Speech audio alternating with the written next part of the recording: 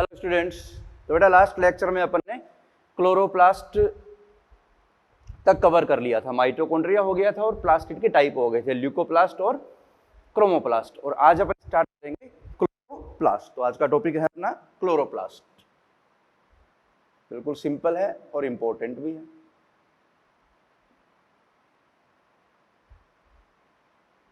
Chloroplast Hindi में बोलते हैं हरित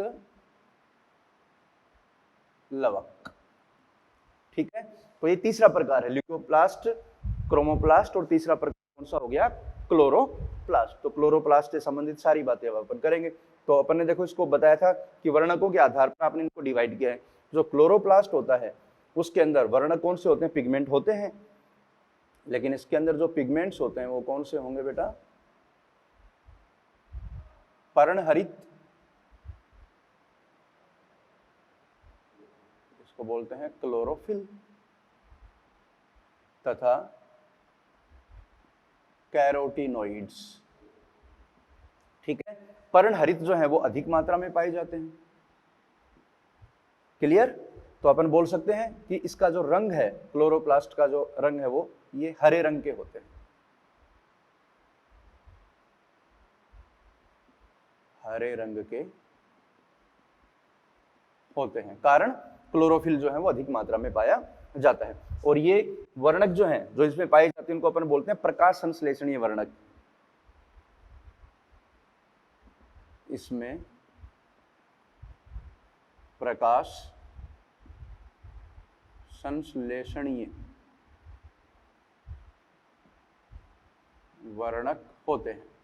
तो इनको अपन बोलते हैं बेटा फोटोसिंथेटिक पिगमेंट, जो प्रकाश ऊर्जा को संचित करते हैं। जो लाइट होती है बेटा, जो प्रकाश होता है उसको ट्रैप करेंगे, और ये ऊर्जा जो है प्रकाश संश्लेषण में सहायक होती है, ऊर्जा को संचित करते हैं। जो प्रकाश संश्लेषण में उपयोगी होती है। तो अपन बोल सकते हैं जो क्लोरोप्लास्ट है बेटा वो फोटोसिंथेटिक एपरेटस है, प्रकाश संश्लेषण का क्या है? वो उपकरण है। ठीक है, तो जो क्लोरोप्लास्ट है उसको अपन क्या बोलते हैं? क्लोरोप्लास्ट को कुछ नामों से जाना जाता है। क्लोरोप्लास्ट को अपन फोटोसिंथेटिक एपरेटस, फोटोसिंथेटिक उपकरण, या इसको एक नाम और देते हैं, ये कोशिका का रसोई घर भी कहलाता है। कोशिका का रसोई घर, या इसको अपन ट्रांसड्यूसर या कन्वर्टर भी बोलते हैं। कारण क्योंकि जो क्लोरोप्लास्ट है वो लाइट एनर्जी को केमिकल एनर्जी में परिवर्तित करता है, इसलिए इसको ट्रांसड्यूसर या कन्वर्टर के नाम से भी जानते हैं। अगली बात, ऑब्वियसली ये कोशिकांग है, धोरी झिल्लीबद्ध कोशिकांग है, बता ही दिया था। प्लास्टिड है तो धोरी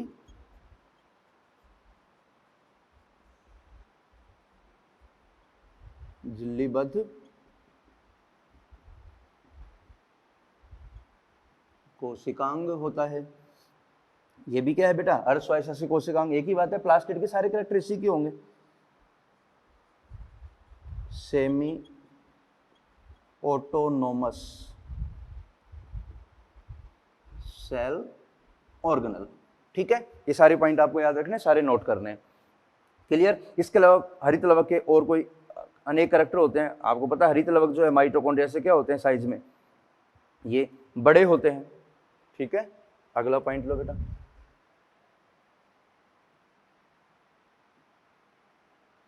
ये माइटोकॉन्ड्रिया से बड़े होते हैं, इसलिए इनको आसानी से अपन लाइट माइक्रोस्कोप द्वारा देख सकते हैं। अगला इंपॉर्टेंट पॉइंट, जो हरित लवक होते हैं हरित लवक संख्या, आकार तथा आकृति में भिन्नता दर्शाते हैं। क्या दर्शाते हैं? भिन्नता। तो अपन बात करते हैं इनकी संख्या की बात करें बेटा। सबसे पहले संख्या, जैसे आपका क्लेमाइडोमोनास है, उसमें संख्या में 1 होते हैं, और आपकी जो पर्णमध्योतक कोशिकाएं होती हैं, मीजोफिल सेल्स होती हैं प्लांट्स में, उनमें इनकी संख्या 20 से लेकर 40 होती है। तो दोनों की बात कर लेते हैं। क्लेमाइडोमोनास ये कौन है बेटा? ये ग्रीन एल्गी है जिसके अंदर हरित लवक की संख्या 1 होती है। और जो आपकी मीजोफिल सेल्स हैं, पर्णमध्योतक कोशिकाएं, मीजोफिल, उसमें इनकी संख्या 20 से लेके 40 तक हो सकती है। तो संख्या में क्या है? भिन्नता दर्शाएंगे। अगला, अगर मैं साइज की बात करूं तो साइज में इनके आकार में भी क्या होती है? भिन्नता होती है। जो क्लोरोप्लास्ट है वो लगभग 5 से 10 मीटर माइक्रोमीटर लंबाई और 2 से 4 माइक्रोमीटर व्यास के होते हैं।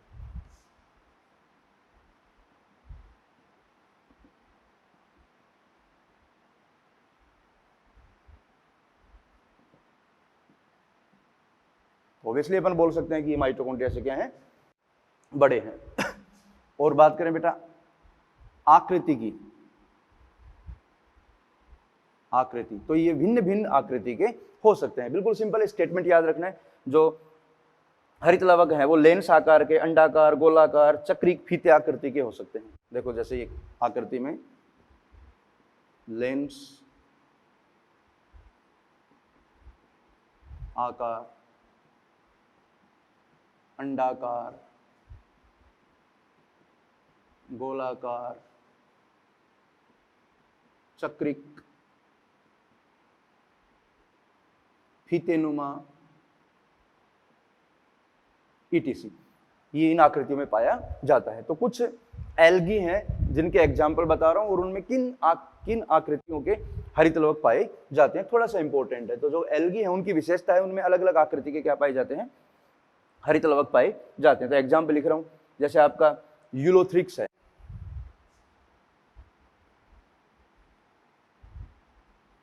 उसमें जो हरित लवक होता है वो गर्डल शेप्ड होता है। गर्डल शेप्ड, गर्डल बोले तो कॉलर शेप भी बोल देते हैं इसको, या कॉलर शेप। ये कॉलर, अपनी जो कॉलर होती है इसकी शेप का होते हैं। अगला एग्जांपल जैसे क्लेमाइडोमोनास है,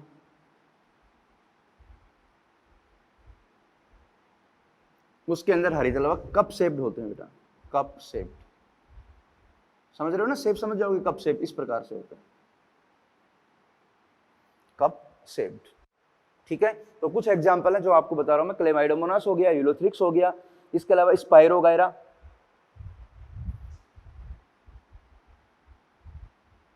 स्पाइरोगायरा, इसमें होते हैं स्पाइरल, स्पाइरल, ठीक है, स्पाइरल। इसके अलावा जिग्निमा, इसमें होते हैं स्टार शेप्ड। ठीक है बेटा, इसके अलावा यूरोगोनियम, इसमें होते हैं ये रेटिकुलेटेड। और हायर, ये तो बात होगी किसकी? ये एल्गी की बात होगी बेटा, ये सारी क्या है? Green algae. इसके अलावा मैं हायर प्लांट की बात करूं तो उसमें डिस्क शेप होते हैं। हायर प्लांट जो अपन डायग्राम बनाएंगे कैसे होंगे? डिस्क शेप्ड, तस्त्रीनुमा होते हैं, डिस्क शेप्ड। तो ये बात होगी किसकी? साइज, आकृति और आकार में जो भिन्नता पाई जाती है उसकी अपन ने बात कर ली है। अब अपन बात करेंगे बेटा क्लोरोप्लास्ट की स्ट्रक्चर की, जो बहुत महत्वपूर्ण है, जो आपको डायग्राम बनाना है और किस तरह से डायग्राम बनेगा, कैसी स्ट्रक्चर होती है, सारी बात अपन करेंगे। ठीक है, तो अपन क्लोरोप्लास्ट की स्ट्रक्चर इस तरफ बनाते हैं और स्ट्रक्चर से संबंधित सारी बातें फिर अपन मेंशन कर देंगे।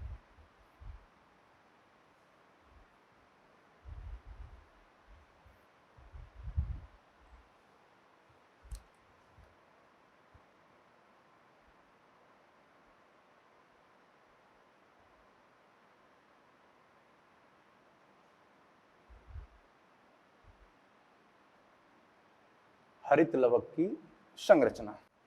ओके, तो हरित लवक कैसा होता है बेटा, दोहरी झिल्ली युक्त। मैं डायग्राम बना रहा हूं, मेरे डायग्राम के साथ पहले आप समझना किस तरह से मैं बना रहा हूं, क्या क्या पॉइंट्स मेंशन कर रहे हैं। डिस्क शेप्ड होता है तो इस प्रकार से अपन डायग्राम को मेंशन करेंगे।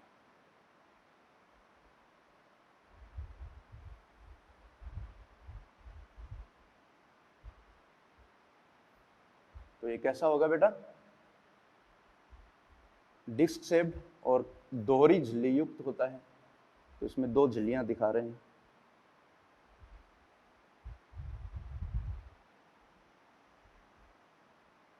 ये लो बेटा, ये तो है बाह्य झिल्ली,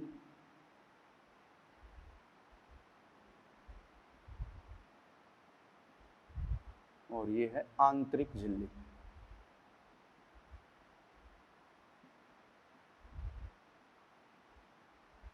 ठीक है, दोहरी झिल्लियां होगी, इनके मध्य इंटरमेम्ब्रेन स्पेस होता है।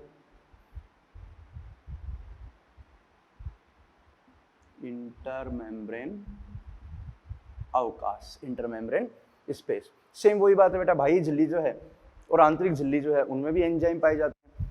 आंतरिक और बाह्य झिल्ली जो है उनमें थोड़ा सा परिवर्तन होता है। जो आंतरिक झिल्ली होती है वो अधिक चयनात्मक होती है, बाह्य झिल्ली अधिक पारगम्य हो जाएगी फिर।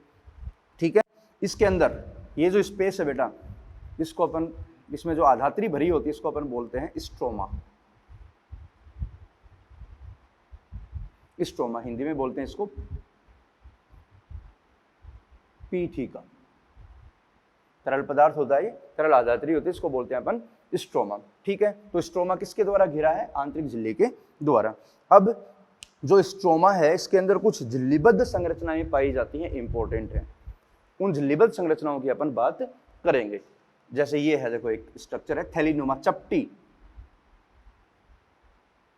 चपटी और थैलीनुमा संरचना, flat sac like membranous structure, चपटी थैलीनुमा झिल्ली युक्त संरचना, जिसको अपन, ये जो एक मैंने बताई है इसको अपन बोलते हैं थाइलेकोइड बेटा। इंपॉर्टेंट है, ये जो स्ट्रक्चर, एक स्ट्रक्चर जो बताई है इसको अपन नाम देते हैं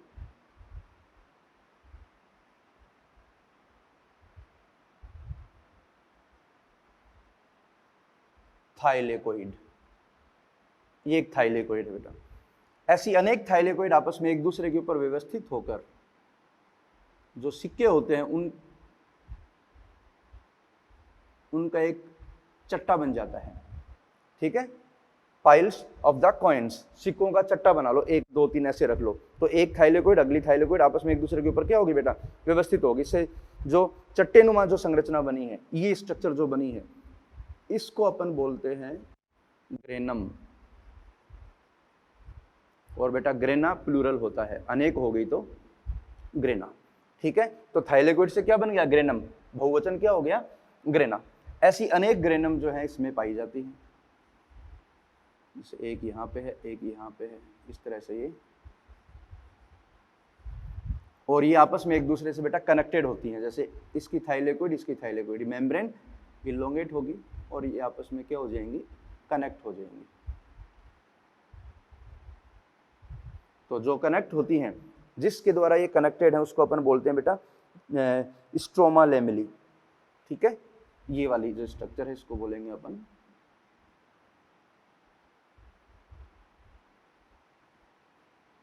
स्ट्रोमा लेमिली। ठीक है बेटा, तो ये बात होगी किसकी, थाइलेकोइड्स की, ग्रेनम ग्रेना की। ये झिल्लीबद्ध संरचनाएं हैं। थाइलेकोइड के अंदर जो स्पेस होता है बेटा, अंदर जो स्थान दिख रहा है, ये थैलीनुमा संरचना से अंदर के स्थान को बोलते हैं अपन ल्यूमेन। ये वाला अंदर वाली जगह जो है उसको अपन बोलते हैं ल्यूमेन। ये अवकाशिका होती है, ल्यूमेन होता है।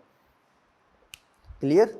अब बात करते हैं इस स्ट्रोमा में और क्या क्या उपस्थित होता है। देखो, क्लोरोप्लास्ट के अंदर बेटा याद रखना डीएनए पाया जाता है। ये क्या है, सर्कुलर डबल स्ट्रैंडेड डीएनए। इनकी संख्या सामान्यतया 1 होती है, लेकिन कई बार ये 1 से लेकर 6 तक भी पाए जा सकते हैं। इसके अलावा इसमें आरएनए भी मिलेंगे बेटा। इसके अलावा क्लोरोप्लास्ट के अंदर राइबोसोम भी पाए जाते हैं, और आप जानते हो राइबोसोम कौन से प्रकार के होंगे, 70S राइबोसोम्स। ठीक है बेटा, 70S राइबोसोम, बिल्कुल क्लियर होना चाहिए। इसके अलावा क्लोरोप्लास्ट में आपको पता है बेटा फोटोसिंथेसिस होगा, तो यहाँ पर स्टार्च, ग्लूकोज जो स्टार्च के रूप में क्या हो जाता है, संग्रहित हो जाता है। तो यहाँ पर देखो ये स्टार्च के कण हैं, ये स्टार्च कण। इसके अलावा इसके अंदर लिपिड भी पाया जाता है, तो अपन बोल सकते हैं यहाँ पर ये प्लास्टोग्लोब्यूल्स हैं, लिपिड।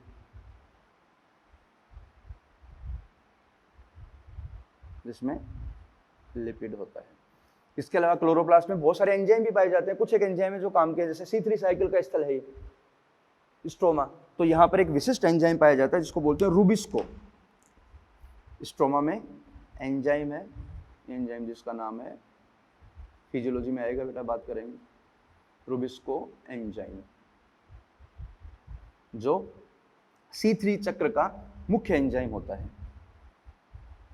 C3 चक्र का मुख्य एंजाइम, ठीक है, रूबिस्को। तो कौन सी चीज कहाँ उपस्थित है, ये सारा मैंने आपके सामने मेंशन कर दिया है। तो क्लोरोप्लास्ट में देखो बेटा प्रोटीन का निर्माण भी होता है, क्योंकि राइबोसोम है, और यहाँ पर प्रकाश संश्लेषण भी हो रहा है। ये प्रकाश संश्लेषण स्थल है, और प्रकाश संश्लेषण के दौरान आपको पता है कि क्या बनता है, ग्लूकोज बनता है, और ग्लूकोज जो स्टार्च के रूप में क्या हो जाता है, संग्रहित हो जाता है। और ये जो झिल्लीबद्ध संरचना है, इनको अपन क्या बोलते हैं बेटा, थाइलेकोइड्स, ठीक है। तो इस स्ट्रक्चर को मैंने मेंशन किया है। अब स्ट्रक्चर से संबंधित जो भी बातें हैं वो अपन यहाँ पर जो है डिक्टेट करेंगे, ठीक है। ये डायग्राम आपको बनाना है। डीएनए आ गया, आरएनए आ गया, 70 राइबोसोम आ गए, थाइलेकोइड जो ग्रेना के रूप में व्यवस्थित है, स्ट्रोमा लेमली, जो कनेक्शन इसको अपन बोलते हैं स्ट्रोमा लेमली। अंदर जो तरल पदार्थ है वो क्या है आपका, स्ट्रोमा, ठीक है। स्टार्च आ गया, रूबिस्को, प्लास्टोग्लोब्यूल्स, लिपिड, बाह्य झिल्ली, आंतरिक झिल्ली, अंदर के बीच में जो स्थान उसको बोलते हैं इंटरमेम्ब्रेन स्पेस। और एक चीज और बता देते हैं, जो थाइलेकोइड्स है बेटा, इन थाइलेकोइड्स में क्या होते हैं, फोटोसिंथेटिक पिगमेंट। तो अपन बोल सकते हैं जो थाइलेकोइड की झिल्ली है, ये थाइलेकोइड की जो झिल्लियां हैं बेटा, यहाँ पर क्या पाए जाते हैं, ये थाइलेकोइड की झिल्लियों में पाए जाते हैं फोटोसिंथेटिक पिगमेंट, प्रकाश संश्लेषणीय वर्णक, या पिगमेंट लिख रहा हूं मैं, पिगमेंट। अभी बताए थे पिगमेंट कौन कौन से बेटा, जैसे क्लोरोफिल हो गया, पर्णहरित, और कैरोटीनोइड्स। तो ये कहाँ पाए जाते हैं, क्लोरोप्लास्ट में, थाइलेकोइड मेम्ब्रेन में, या बोल दो ग्रेना में, ठीक है। ग्रेना में क्या है, थाइलेकोइड्स है। और यही क्या करते हैं, लाइट को एब्जॉर्ब करते हैं, जो प्रकाश संश्लेषण में सहायक होती है। तो ये आपका डायग्राम किसका हो गया, क्लोरोप्लास्ट का। क्लियर, यहां तक की बात। अब इससे रिलेटेड जो बातें हैं उनको अपन डिक्टेट करेंगे। यहाँ पर स्ट्रक्चर इंपॉर्टेंट है बेटा, स्ट्रक्चर पर ध्यान देना है आपको।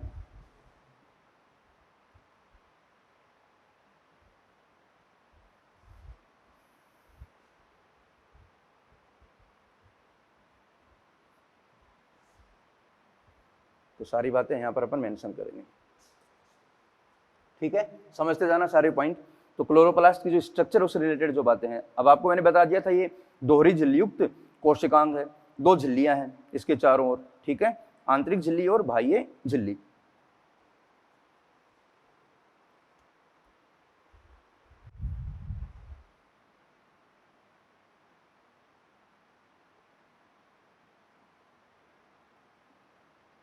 दो झिल्लियां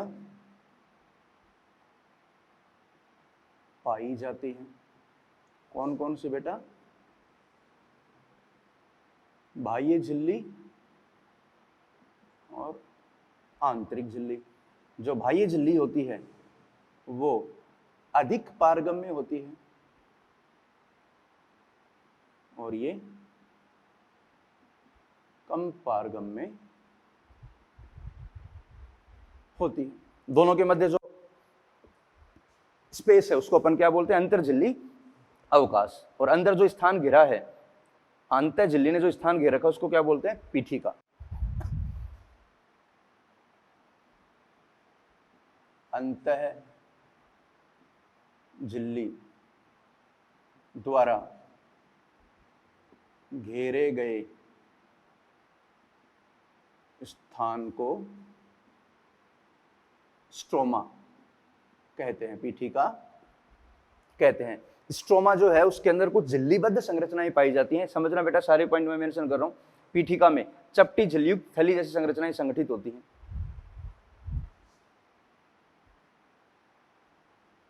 स्ट्रोमा में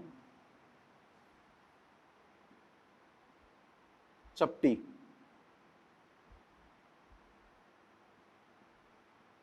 झिल्ली युक्त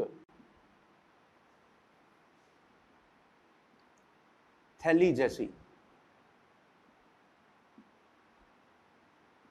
संरचनाएं होती हैं, जिन्हें क्या कहते हैं अपन, इन संरचनाओं को क्या कहते हैं, थाइलेकोइड।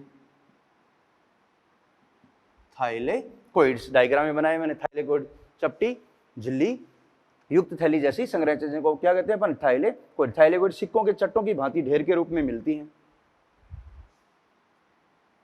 ये सिक्कों के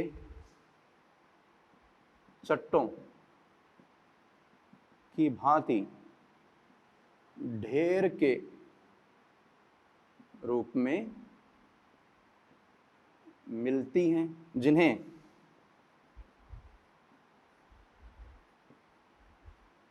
ग्रेना, ये ग्रेना क्या है बेटा, बहुवचन है, ग्रेनम एक वचन बता दिया पहले, ग्रेना कहते हैं। और इन्हीं में क्या होते हैं बेटा, प्रकाश संश्लेषणीय वर्णक पाए जाते हैं। प्रकाश संश्लेषणीय वर्णक झिल्ली में उपस्थित होते हैं। तो अपन कह सकते हैं बेटा, जो ग्रेना है या थाइलेकोइड है, जो ग्रेनम है, ये प्रकाश संश्लेषण का स्थल होती हैं। और प्रकाश संश्लेषण में भी आपको पता है बेटा, लाइट रिएक्शन, डार्क रिएक्शन, तो मैं यहां मेंशन कर रहा हूं, ये प्रकाश अभिक्रिया, लाइट रिएक्शन,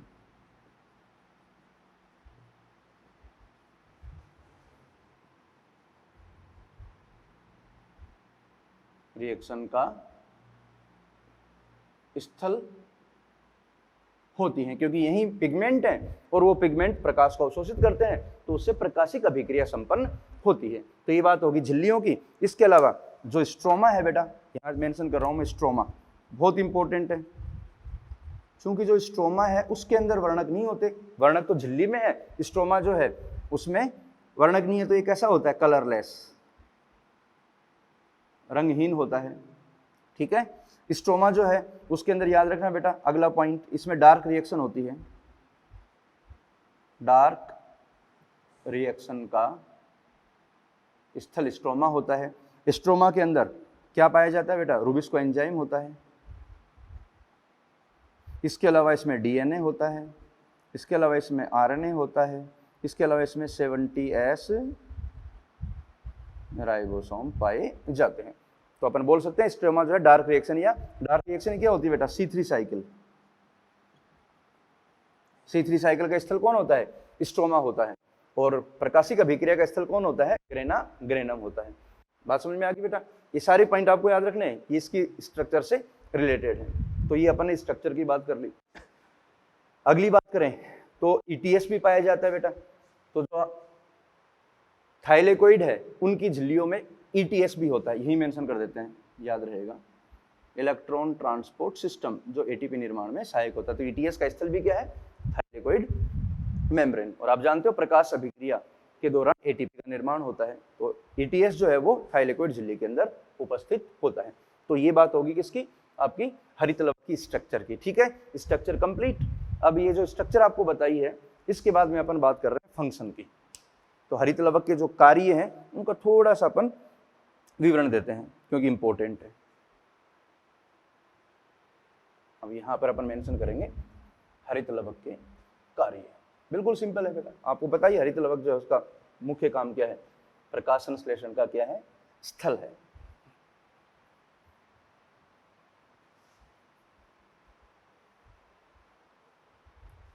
फंक्शन,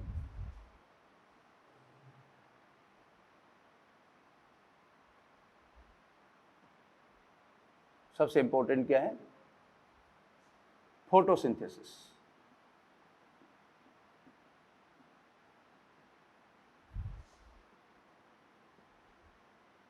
प्रकाश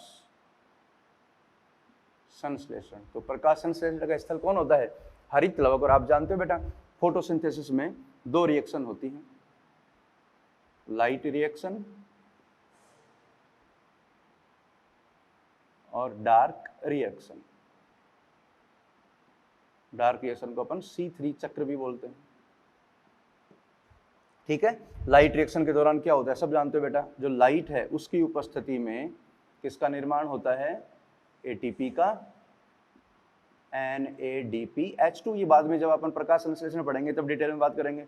और यहाँ पर ऑक्सीजन रिलीज होती है CO2 से, सॉरी जो O2 है उसको रिलीज किया जाता है, वाटर की स्प्लिटिंग होती है। तो अपन बोल सकते हैं यहाँ पर जल का अपघटन भी होता है, H2O स्प्लिटिंग। ये चीजें होती हैं किसके दौरान, लाइट रिएक्शन के दौरान।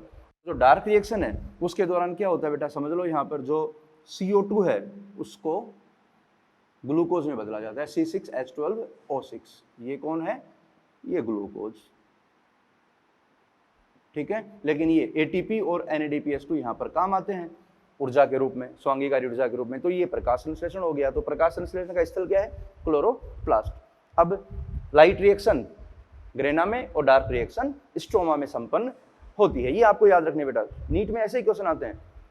क्लोरोप्लास्ट में अप्रकाशिक अभिक्रिया का स्थल होता है, आंसर क्या जाएगा, स्ट्रोमा। प्रकाशिक अभिक्रिया का स्थल होता है ग्रेना, या फिर ग्रेनम दे रखा होगा, या फिर थाइलेकोइड, एक ही बात है। ठीक है, तो ये बात होगी आपकी फोटोसिंथेसिस की। अगला फंक्शन इंपॉर्टेंट है, आप जानते हो कि जो फोटोसिंथेसिस उसके दौरान O2 मुक्त होती है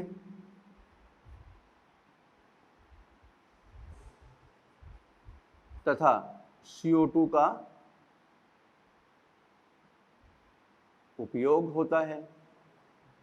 तो O2 ये मुक्त करेगा और CO2 का उपयोग होगा। तो ऑब्वियसली ये एनवायरनमेंट में, एटमॉस्फेयर में ऑक्सीजन को रिलीज कर रहा है और CO2 को उपयोग में ले रहा है। तो एनवायरनमेंट में ऑक्सीजन और CO2 का जो लेवल है, जो बैलेंस है, वो बना के रखता है।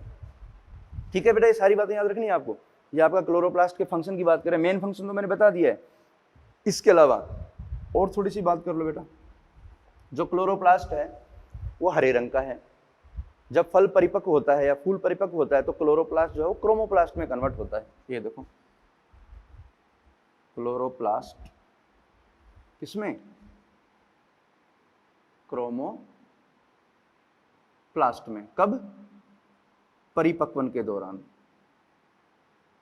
परिपक्वन के दौरान जैसे आपने देखा होगा, पहले जो चिल्ली होती है, मिर्च होती है बेटा, हरे रंग की होती है, लेकिन जैसे वो परिपक्व हो जाती है तो रेड कलर की। टमाटर पहले कैसा होता है, ग्रीन कलर का। तो ग्रीन कलर किसकी वजह से है, क्लोरोप्लास्ट की वजह से। और जैसे परिपक्व होता है तो रेड कलर का। रेड कलर का मतलब क्लोरोप्लास्ट किसमें कन्वर्ट हो गए बेटा, याद रखना, क्लोरोप्लास्ट कन्वर्ट हो जाते हैं किसमें, क्रोमोप्लास्ट में। और क्रोमोप्लास्ट बेटा एक बार बन गया तो ये किसी में भी परिवर्तित, फर्दर किसी में भी चेंज नहीं होता। ठीक है, चलो बता देता हूं मैं आपको, यहाँ अलग से पॉइंट है। जो ल्यूकोप्लास्ट है बेटा, ल्यूकोप्लास्ट, वो क्लोरोप्लास्ट में बदल सकते हैं और क्लोरोप्लास्ट ल्यूकोप्लास्ट में बदल सकता है। ये आपस में अंतर परिवर्तनीय होते हैं। और जो ल्यूकोप्लास्ट और जो क्लोरोप्लास्ट होते हैं बेटा, ये क्रोमोप्लास्ट में बदल सकते हैं, लेकिन क्रोमोप्लास्ट किसी में परिवर्तन नहीं होता। ये वैसे फंडामेंटल बात मैंने आपको बता दी है। तो ये आपके क्लोरोप्लास्ट के क्या हो गए बेटा, ये फंक्शंस हो गए। ठीक है, यहाँ तक की बात स्टडी। जो फोटोसिंथेसिस का मैकेनिज्म है वो फिजियोलॉजी में आएगा। यहाँ केवल अपन ने हरित लवक की स्ट्रक्चर की बात कर ली और इसके फंक्शन को थोड़ा सा स्टडी कर लिया है। ठीक है, अब ये डायग्राम आपके सामने बना है तो बिल्कुल सिंपल सी बात कर रहा हूँ मैं। देखो यहाँ एक वैसे ही थोड़ा सा बता देता हूँ मैं कि किस प्रकार से फोटोसिंथेसिस परफॉर्म होता है, कि कौन सी अभिक्रिया कहाँ होती है। हल्का सा समझने पे ध्यान देना। ये बेटा आपकी थाइलेकोइड है, ये देखो, ये कौन है, थाइलेकोइड। अंदर कौन है, ल्यूमेन है। थाइलेकोइड में क्या होते हैं बेटा, वर्णक होते हैं। तो यहाँ कौन आएगा बेटा, प्रकाश आएगा। ये वर्णक इसको एब्जॉर्ब कर लेंगे। प्रकाश की उपस्थिति में क्या होगा, जो ल्यूमेन है यहाँ पर H2O का ब्रेकडाउन होगा, O2 रिलीज होगी, इलेक्ट्रॉन और प्रोटॉन रिलीज होते हैं। ठीक है, ऑक्सीजन रिलीज होगी, इलेक्ट्रॉन प्रोटॉन, इलेक्ट्रॉन जो है वो जाएंगे ETS में, ETS में जाके ATP निर्माण में सहायक होंगे। ठीक है, तो यहाँ पर ATP का निर्माण हो जाएगा, ऑक्सीजन रिलीज हो जाएगी। ठीक है, ATP कैसे बनती है बेटा, प्रोटॉन ल्यूमेन में संचित हो जाते हैं और फिर यहाँ पर होता है आपका एटीपी सिंथेज। इसके थ्रू जैसे ही प्रोटॉन जाएगा तो यहाँ पर एटीपी का निर्माण हो जाएगा और साथ में NADPH2 और ये दोनों स्वांगीकारी ऊर्जा हैं जो काम आएंगी। स्ट्रोमा में CO2 जो है वो किसमें बदलती है, ग्लूकोज में। वैसे बताया मैंने, थोड़ा सा ध्यान देना। और यही आपका क्या है, फोटोसिंथेसिस। लेकिन आपको पता है इसका मैकेनिज्म बहुत कॉम्प्लिकेटिव है, फिजियोलॉजी में अपन इसको डिटेल स्टडी करेंगे, लेकिन अभी केवल इतना सा समझा के छोड़ रहा हूँ। ठीक है, तो ये बात होगी किसकी, क्लोरोप्लास्ट की। तो आपने बात की देखो बेटा माइटोकॉन्ड्रिया की और क्लोरोप्लास्ट की। अब एक छोटा सा मैं कंपैरिजन करवा रहा हूँ जो बहुत इंपॉर्टेंट है, जिससे अक्सर क्वेश्चन आता है। माइटोकॉन्ड्रिया, क्लोरोप्लास्ट और बैक्टीरिया, इन तीनों में क्या समानता है? क्योंकि ये माइटोकॉन्ड्रिया, क्लोरोप्लास्ट जो है उनकी उत्पत्ति किससे हुई है, बैक्टीरिया से। तो अपन थोड़ा इनकी ओरिजिन की बात करते हैं।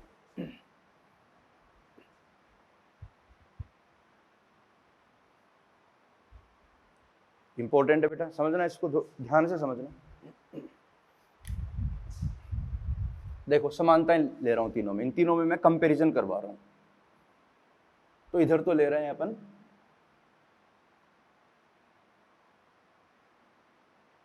बैक्टीरिया,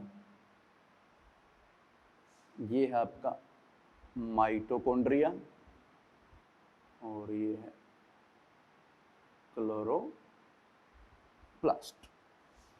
यहां कुछ कैरेक्टर लेंगे अपन और उनकी बात करेंगे कि इनमें क्या क्या समानताएं हैं। ठीक है बेटा, इसमें थोड़ा ध्यान देना। जैसे पहला कैरेक्टर, यहां लक्षण ले रहा हूं कुछ और कंपैरिजन करेंगे। सबसे पहले आप ही बताओगे बेटा, मैं पूछूंगा आपसे कि किसमें क्या पाया जाता है, क्या नहीं पाया जाता। तो पहला पॉइंट देखो, 70S राइबोसोम, बताओ बेटा किसमें होता है? करेक्ट, 70S राइबोसोम इसमें बैक्टीरिया में भी होता है, माइटोकॉन्ड्रिया के अंदर भी होता है और क्लोरोप्लास्ट के अंदर होता है। तो ये समानता होगी, 70S राइबोसोम तीनों में पाया जाता है। अगला circular DNA, circular double standard DNA बेटा किसमें होता है? तीनों में पाया जाता है। तीनों में देखो समानता हो गई। ठीक है, अगला character histone protein. Histone protein बेटा याद रखना, बैक्टीरिया में भी नहीं होती, माइटोकॉन्ड्रिया के अंदर भी नहीं होती और क्लोरोप्लास्ट के अंदर भी हिस्टोन प्रोटीन नहीं होती। तो तीनों में फिर समानता हो गई। अगला एटीपी सिंथेज। एटीपी सिंथेज जो एंजाइम है जो एटीपी निर्माण में सहायक होता है बेटा, तीनों में पाया जाता है। बैक्टीरिया में भी होता है, माइटोकॉन्ड्रिया में और क्लोरोप्लास्ट में। देखो बैक्टीरिया में तो बैक्टीरिया की कोशिका झिल्ली में पाया जाता है एटीपी सिंथेज, माइटोकॉन्ड्रिया में आंतरिक झिल्ली में पाया जाता है और क्लोरोप्लास्ट में थाइलेकोइड मेम्ब्रेन में पाया जाता है। कौन? ATP synthase. बहुत महत्वपूर्ण है बेटा, चलो मैं मेंशन कर देता हूं। बैक्टीरिया में एटीपी सिंथेज कहां होता है? कोशिका झिल्ली में। माइटोकॉन्ड्रिया में कहां होता है? माइटोकॉन्ड्रिया की आंतरिक झिल्ली। और क्लोरोप्लास्ट में कहां होता है? थाइलेकोइड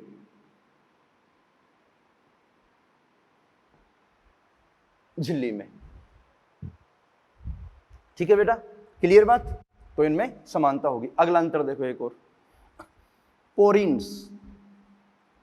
ये पोरिन्स जो है छिद्र होते हैं, ये ट्रांसपोर्टर का काम करते हैं। जो पोरिन्स हैं बेटा याद रखना, माइटोकॉन्ड्रिया, क्लोरोप्लास्ट और बैक्टीरिया तीनों में पोरिन पाए जाते हैं। अगर मैं बात करूं माइटोकॉन्ड्रिया, क्लोरोप्लास्ट की, तो इनकी बाह्य झिल्ली में पोरिन्स पाए जाते हैं और बैक्टीरिया में भी क्या होते हैं? पोरिन्स। तो तीनों में क्या होगी बेटा? फिर से समानता होगी। ऐसी बहुत सारी समानताएं बेटा, मॉलिक्यूलर लेवल पे भी काफी समानताएं होती हैं। इन तीनों के डीएनए में इंट्रॉन नहीं पाए जाते। ये लो अगली समानता, वो मॉलिक्यूलर की बात है लेकिन बता ही देता हूं, इंट्रॉन्स इन तीनों में नहीं होते। ठीक है, तो ये भी क्या होगी? समानता होगी। इनमें पॉलीसिस्टोनिक जीन पाई जाती है। तो कहने का मतलब ये हुआ कि जो बैक्टीरिया है, जो माइटोकॉन्ड्रिया है और जो क्लोरोप्लास्ट है, वो तीनों में काफी समानताएं हैं। और आप जानते हो बेटा, बैक्टीरिया में मीजोसोम जो होते हैं वो माइटोकॉन्ड्रिया के एनालोगस होते हैं। क्लियर? याद रखना, मीजोसोम का कार्य क्या है? वायवीय श्वसन में सहायक होते हैं। माइटोकॉन्ड्रिया का भी कार्य क्या है? वायवीय श्वसन में सहायक है या श्वसन में सहायक है, दोनों। तो जो मीजोसोम है वो माइटोकॉन्ड्रिया के समवर्ती होते हैं। Important point. ठीक है, तो ये बात होगी इसकी इनके कंपैरिजन की। अब अगली बात आती है कि माइटोकॉन्ड्रिया और जो क्लोरोप्लास्ट उसका ओरिजिन कैसे हुआ। तो यहां पर मैं बात कर रहा हूं इनके ओरिजिन की। तो 2 पॉइंट याद रखने हैं आपको। माइटोकॉन्ड्रिया की उत्पत्ति वायवीय जीवाणु से हुई है और क्लोरोप्लास्ट की उत्पत्ति प्रकाश संश्लेषणीय जीवाणु से हुई है। ठीक है, ये बैक्टीरिया जो यूकैरियोटिक सेल में एंटर हुआ और वहां जाने के बाद इसने अपना रूप परिवर्तित कर लिया। तो वायवीय बैक्टीरिया यूकैरियोटिक सेल में जाने के बाद क्या हो गया, माइटोकॉन्ड्रिया बन गया। और जो प्रकाश संश्लेषणी जीवाणु है वो उसके अंदर जाने के बाद क्या हो गया, क्लोरोप्लास्ट में परिवर्तित हो गया। इसको अपन बोलते हैं एंडोसिम्बायोटिक ओरिजिन, एंडोसिम्बायोटिक ओरिजिन। ठीक है, तो ये बात थोड़ी सी इंपॉर्टेंट थी इसलिए अपन ने कर लिया। तो ये जो मैंने कवर किया है ये है आपका क्लोरोप्लास्ट कंप्लीट हो गया बेटा। क्लोरोप्लास्ट, माइटोकॉन्ड्रिया, ये सारे कंप्लीट हो गए। ठीक है, इसके बाद में छोटे छोटे सेल ऑर्गेनल और बचे हैं जिनकी अपन बात करेंगे। यहाँ तक की बातें कवर होनी चाहिए बेटा। जो क्वेश्चंस हैं बहुत इंपॉर्टेंट है। तो अपन बोल सकते हैं बेटा जो हरित लवक है वो फोस्फोराइलेशन का स्थल होता है। देखो मैं 2-3 बातें और बता रहा हूँ क्योंकि कॉन्सेप्चुअल बातें हैं। जरूरी नहीं कि आपके एग्जाम में एनसीईआरटी से लाइन टू लाइन क्वेश्चन पूछे, कई बार वो कॉन्सेप्ट पे जाके भी क्वेश्चन डिजाइन कर देता है।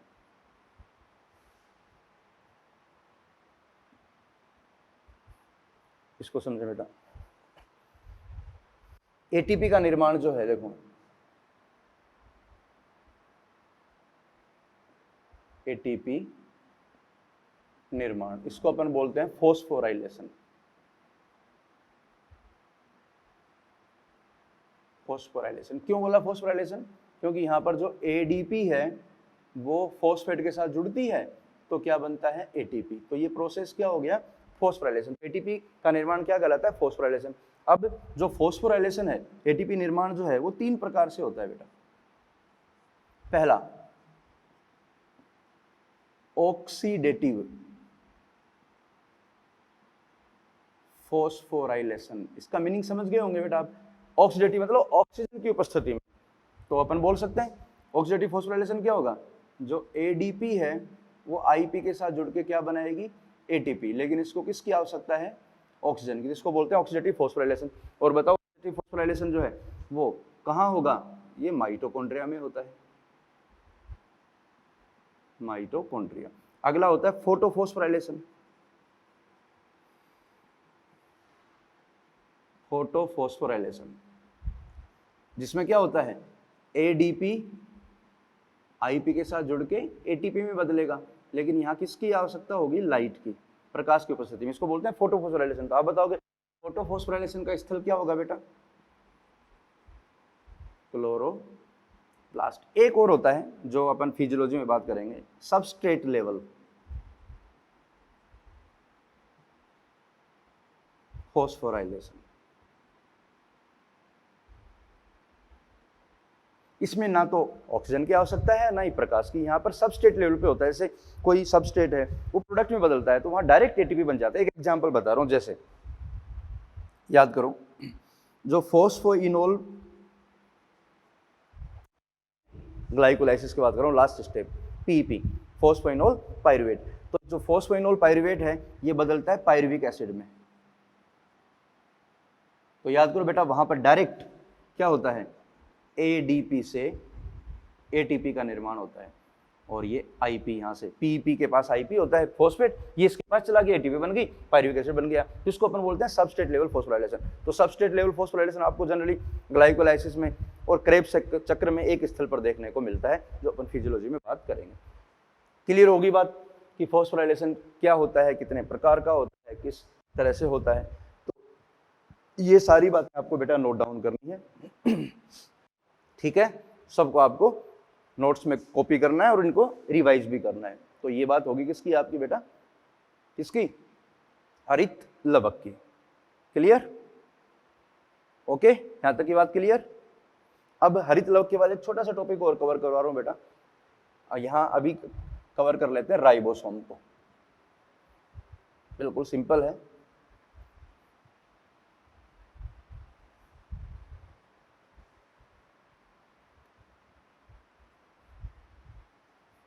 राइबोसोम अपन स्टडी किया था प्रोकैरियोट में भी, लेकिन यहां पर एक बार थोड़ा सा और इसके बारे में अध्ययन कर लेते हैं।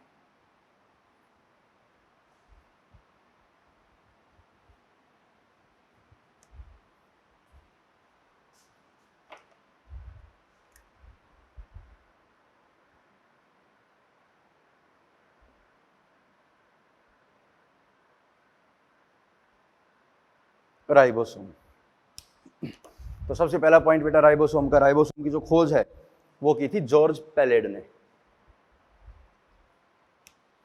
खोज किसने की थी? George pallid.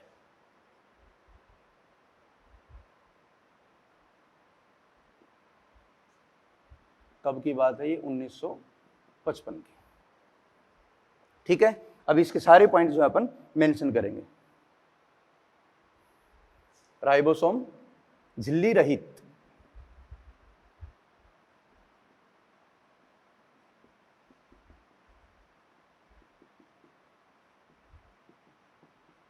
कोशिकांग होता है। ये सबसे छोटा कोशिकांग होता है बेटा, स्मॉलेस्ट सेल ऑर्गेनल। अगला पॉइंट, सबसे ज्यादा मात्रा में पाया जाता है, मोस्ट अबंडेंट सेल ऑर्गेनल। बाकी कोशिकांगों से सबसे ज्यादा संख्या में कौन होता है बेटा? राइबोसोम। स्मॉलेस्ट होता है, बताया था आपको, स्मॉलेस्ट सेल ऑर्गेनल। इसकी साइज लगभग 15 से 20 नैनोमीटर होती है। ये केवल इलेक्ट्रॉन माइक्रोस्कोप से दिखता है, इलेक्ट्रॉन माइक्रोस्कोप के अलावा किसी माइक्रोस्कोप से ये दिखाई नहीं देगा। ये यूनिवर्सल होता है, यूनिवर्सल सेल ऑर्गेनल, सार्वभौमिक, क्योंकि ये प्रोकैरियोट तथा यूकैरियोट दोनों में पाया जाता है। ठीक है, सारे पॉइंट याद रखने, प्रोकैरियोट यूकैरियोट दोनों में पाया जाता है। इसे प्रोटीन फैक्ट्री भी बोलते हैं बेटा, प्रोटीन कारखाना कहलाता है। इसको कई बार पैलेड पार्टिकल भी बोल देते हैं, पैलेड पार्टिकल भी कहते हैं। अगर मैं कंपोजिशन की बात करूं तो बोल सकते हैं यह है राइबो न्यूक्लियो प्रोटीन होता है, क्योंकि यह आरएनए तथा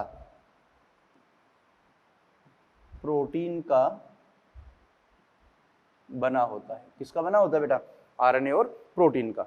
ठीक है, इसके प्रकार की अपन बात करते हैं। देखो, इसमें इसके वेट के मेजरमेंट के लिए अपन एक इकाई का उपयोग करते हैं जिसको बोलते हैं एस। ठीक है, मैंने लास्ट में प्रोकैरियोट में बेटा बताया था एस स्वेडबर्ग इकाई होती है जो अवसादन गुणांक को प्रदर्शित करती है। ये लो एस, ये क्या है? स्वेडबर्ग यूनिट, जो अवसादन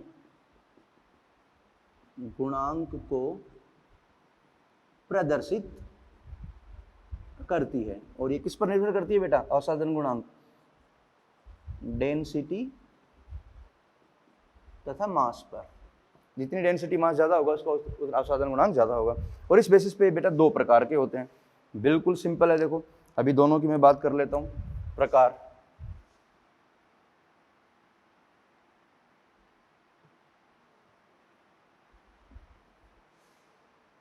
(70S) राइबोसोम, 80S राइबोसोम। याद करो बेटा, डायग्राम मैंने बनाया था 70S का, वापस बना रहा हूं। इसमें दो इकाइयां होती हैं,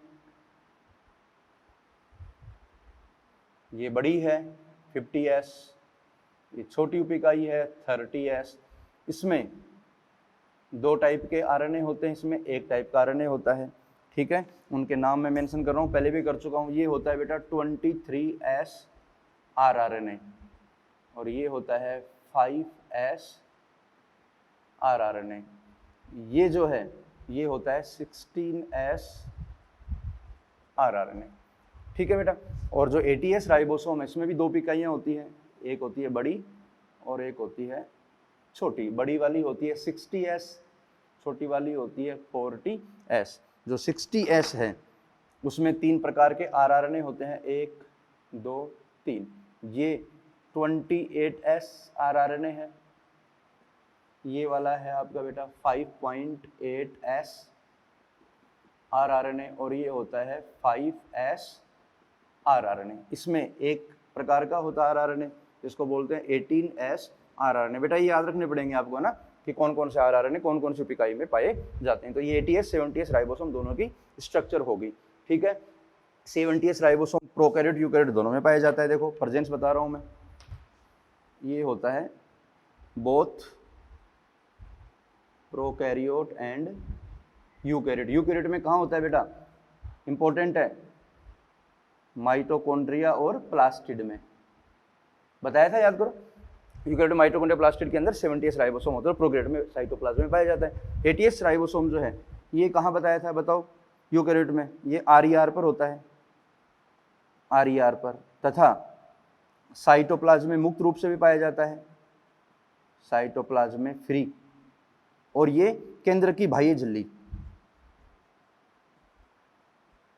केंद्र की बाह्य झिल्ली पर भी जुड़ा होता है। ठीक है।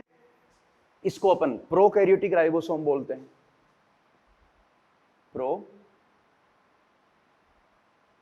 Prokaryotic ribosome. और इसको बोलते हैं बेटा यूकैरियोटिक राइबोसोम, यूकैरियोटिक राइबोसोम। ठीक है। तो ये आपकी राइबोसोम की बात होगी। राइबोसोम का निर्माण कौन करती है बेटा, 80s राइबोसोम का निर्माण केंद्रिका करती है, जिसकी अपन जब केंद्रिका स्टडी करेंगे तब बताएंगे कि राइबोसोम का निर्माण किस तरह से होता है। बात समझ में आ गई। सारे पॉइंट इंपॉर्टेंट है बेटा। सबसे छोटा कोशिकांग है ये, राइबोन्यूक्लियोप्रोटीन है, ये RNA और प्रोटीन का बना होता है। और इसमें देखो महत्वपूर्ण बात, 23s rRNA और इधर 28s rRNA। ये क्या होते हैं, ये राइबोजाइम होते हैं, एंजाइम की भांति कार्य करते हैं, जो अपन बात कर चुके हैं, मॉलिक्यूलर में भी आएगा। 23s rRNA और 28s rRNA एंजाइम की भांति कार्य करते हैं, इसलिए इनको राइबोजाइम भी कहा जाता है, राइबोजाइम। तो राइबोजाइम के एग्जाम्पल कौन कौन से हो गए बेटा, 23s rRNA और 28s rRNA। तो ये बात होगी आपकी किसकी, राइबोसोम की। ठीक है। इसको कवर करना बेटा, बहुत सिंपल है लेकिन इंपॉर्टेंट है। राइबोसोम का कार्य क्या होता है बेटा, ये प्रोटीन संश्लेषण का स्थल होता है, इसके अंदर प्रोटीन का निर्माण होता है। ठीक है। तो यहां तक की बातें कवर करो, उसके बाद में नेक्स्ट लास्ट लेक्चर बचा है इस यूनिट का, सेल बायोलॉजी फर्स्ट का, तो उसके अंदर अपन बाकी के छोटे छोटे जो टॉपिक बचे हैं उनको कवर करेंगे। ठीक है बेटा, ऑल द बेस्ट।